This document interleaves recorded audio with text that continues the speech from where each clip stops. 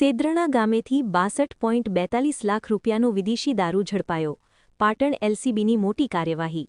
Eicher ટ્રકમાંથી 20,067 નંગ દારૂની બોટલો મળી આવી. કુલ 72.42 લાખ રૂપિયાનો મુદ્દામાલ જપ્ત.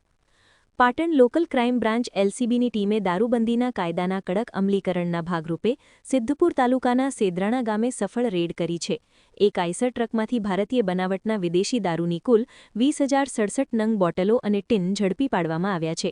પોલીસે દારૂના જથ્થા અને ટ્રક સહિત કુલ 72,43,23,110 રૂપિયાનો મુદ્દામાલ કબજે કરી ફરાર આરોપીઓ વિરુદ્ધ કાયદેસરની કાર્યવાહી હાથ ધરી છે.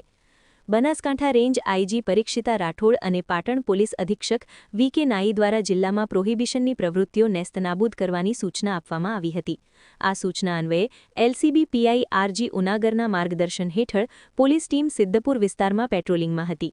પેટ્રોલિંગ દરમિયાન પોલીસને ચોક્કસ બાતમી મળી હતી કે સેદ્રણા ગામનો યાકુબ શાહ અહેમદ શાહ ફકીર પોતાના ઘર પાછળ પીરોજપુરા રોડ પર આવેલી ખુલ્લી જગ્યામાં આઈસર ટ્રક GJ03BZ6358 માં વિદેશી દારૂનો મોટો જથ્થો ભરી લાવ્યો છે અને અન્ય નાની ગાડીઓમાં તેનું કટિંગ એટલે કે વિતરણ કરી રહ્યો છે. બાતમીના આધારે પોલીસે તાત્કાલિક ઘટના સ્થળે રેડ કરી હતી. પોલીસને જોઈને ત્યાં હાજર એક સફેદ કલરની ફોર્ચ્યુનર ગાડીનો ચાલક ગાડી લઈને નાસી છૂટ્યો હતો.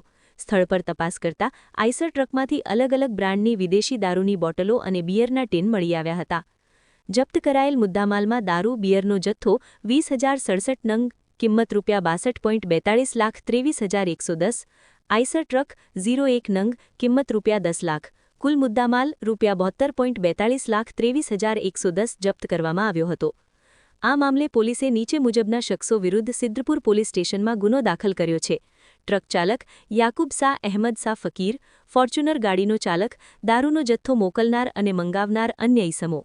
રેડ દરમિયાન કોઈ આરોપી સ્થળ પર પકડાયા ન હોવાથી પોલીસે તમામ ફરાર શખ્સોને પકડવા માટે અલગ અલગ ટીમો બનાવી તપાસના ચક્રો ગતિમાન કર્યા છે.